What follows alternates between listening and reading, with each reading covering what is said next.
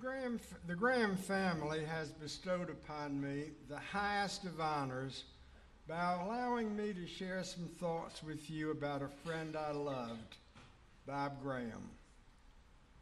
First, a word about the Graham family. 4 highly accomplished daughters who, with their spouses, have given Bob and Adele wonderful grandchildren and now great-grandchildren. Working with Bob Graham was never a 9-to-5 job. He worked more nights than he didn't. That the immediate family became outstanding is a credit to Adele Graham's guidance and consistent inspiration.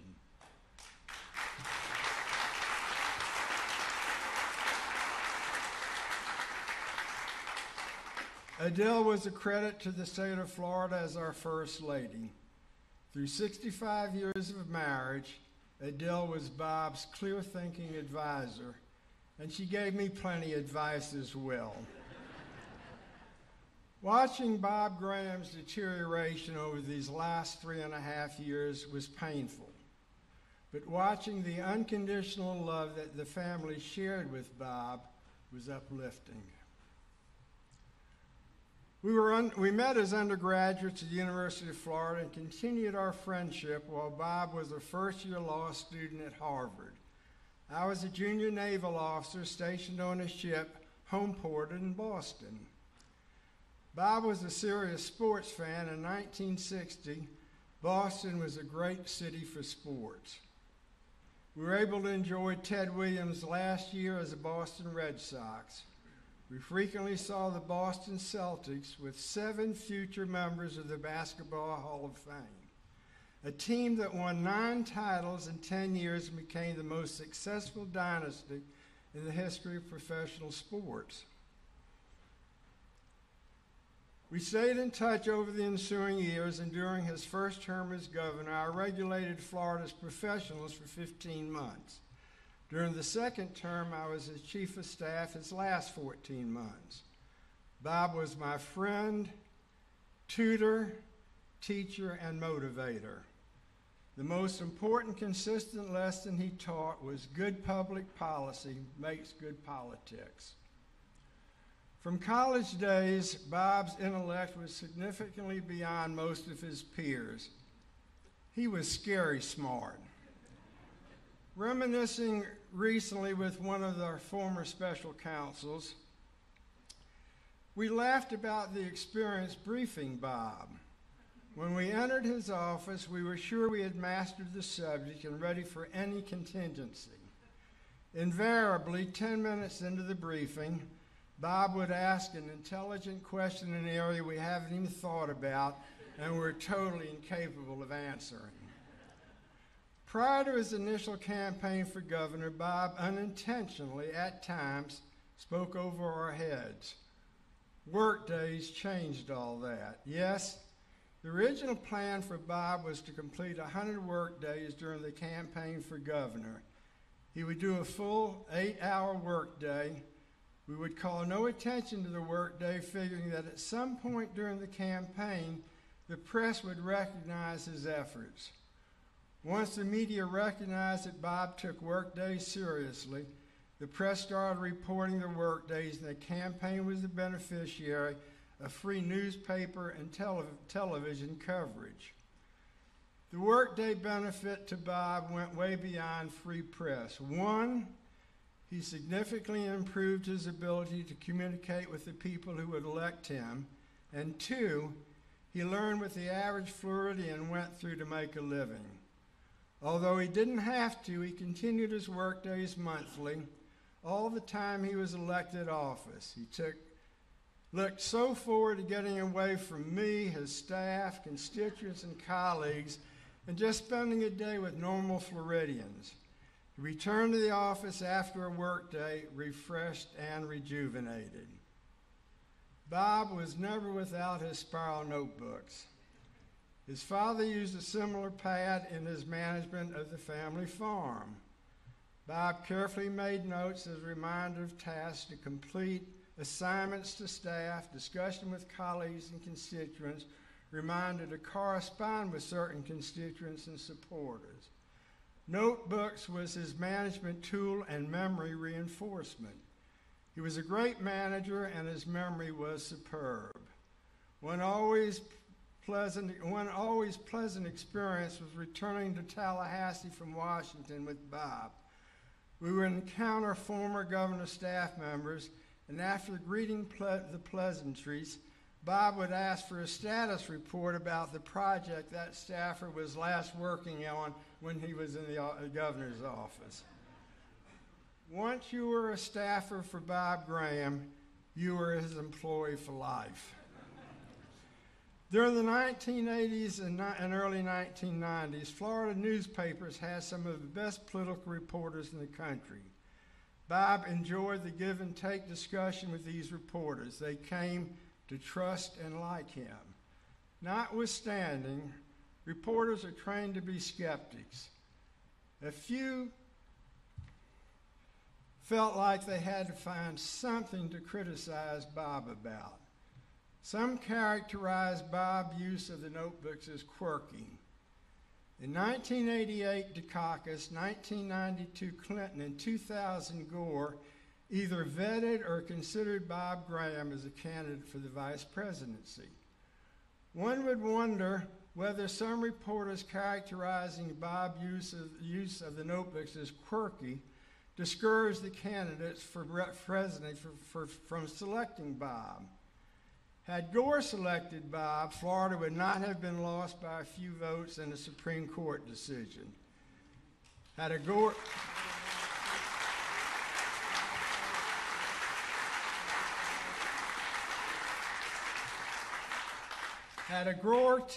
Graham ticket been elected, the country probably would have avoided what was perhaps the most serious foreign policy error in recent history: George W. Bush's invasion of Iraq. The basis for going to war with Iraq was that Iraq had developed weapons of mass destruction. Bob never believed the intelligence the administration offered in support of their position. Until this invasion, Iraq was the counterbalance to Iran. Once Iraq was militarily demolished, Iran had a free hand to become the biggest instigator of serious trouble in the Middle East. There never was anything quirky about Bob Graham.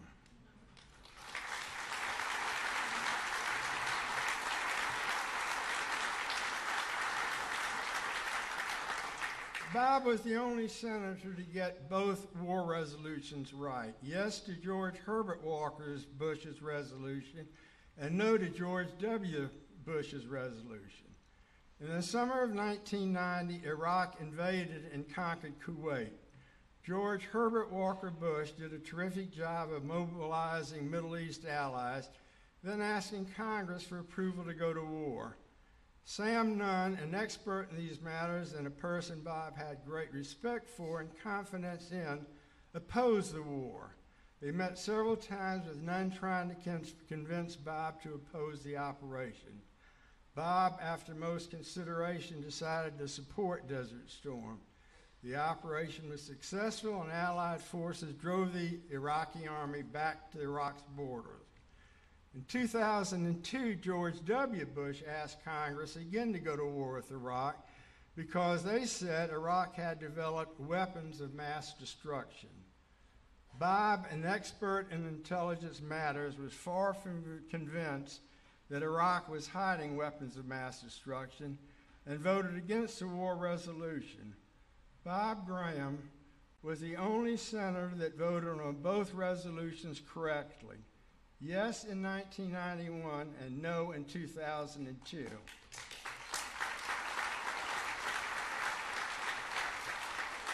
And by the way, no weapons of mass destruction were found. When Lawton Chiles decided not to seek a re-election to the Senate in 1987, a heated election occurred between Connie Mack and a dear friend of Bob's, Buddy McKay. It's a very close election, and in order to help Buddy, several weeks before voting, Bob, in a press conference, called Connie Mack an ideological wacko. Now, I'm not sure whether it should have been ideological or ideological, But in fact, this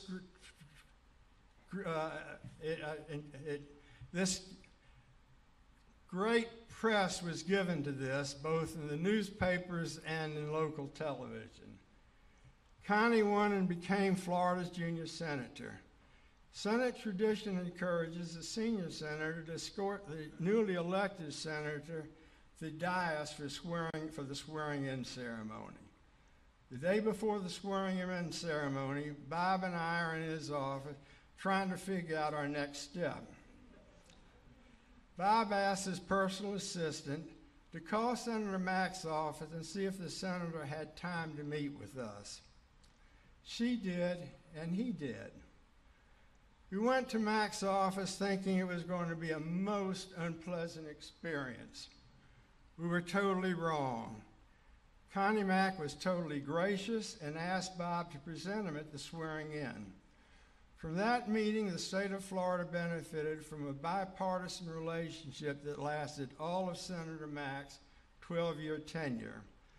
The senators would meet monthly knowing exactly what they could ask of each other. When constituents visited Washington, members of both staffs would meet with the constituents together. The senators would decide and jointly support those appropriations they felt appropriate to benefit the state of Florida. Friendships developed between the staffs, and every 6 weeks or so on a Friday afternoon, the staffs would gather for a beer social. This type of a bipartisan relationship would be unheard of today.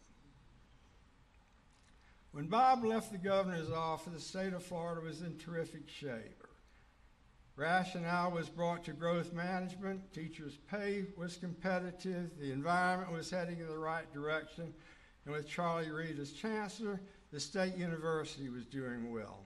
I retired in 1998. In 2001, I returned to Washington as Bob was to assume the chairmanship of the Intelligence Committee, and he wanted to reorganize his office. The Florida legislature in 2001 disbanded the Board of Regents, the statutorily created governing board for higher education.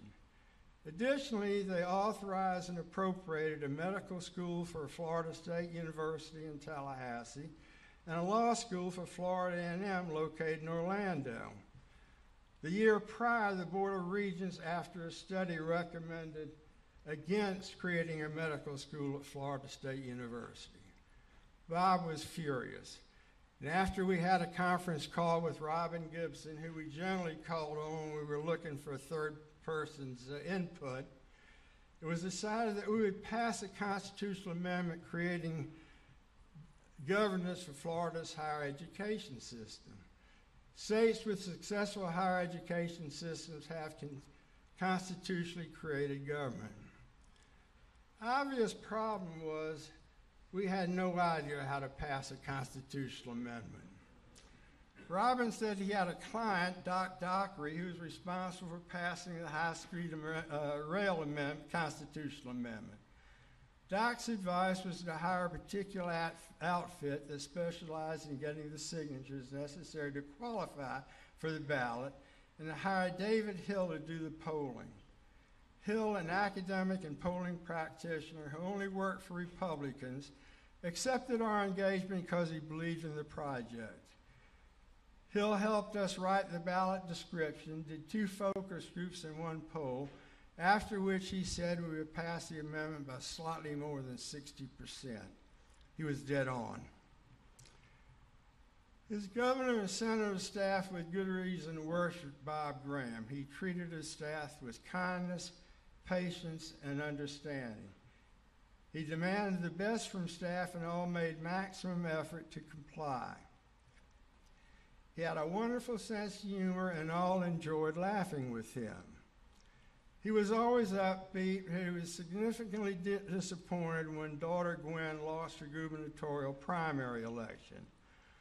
When Bob ran in the Democratic primary in 1977, if there were more than 2 candidates and no candidate reached 50% of the vote, a runoff was held between the 2 top vote getters. Bob ran second to Bob Chevin in the 1977 primary, but prevailed in the runoff. Gwen ran a close second in a crowded primary, and I'm confident she would have won a runoff.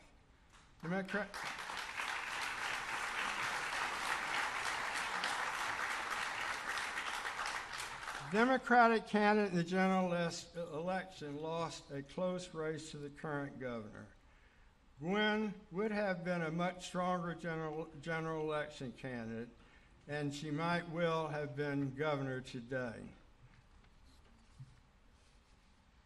Bob earned the wonderful national and local media coverage that detailed his many accomplishments. I miss my friend. So let me end where I began. I am grateful to the Graham family for allowing me to share some thoughts with you about a friend I loved, Bob Graham.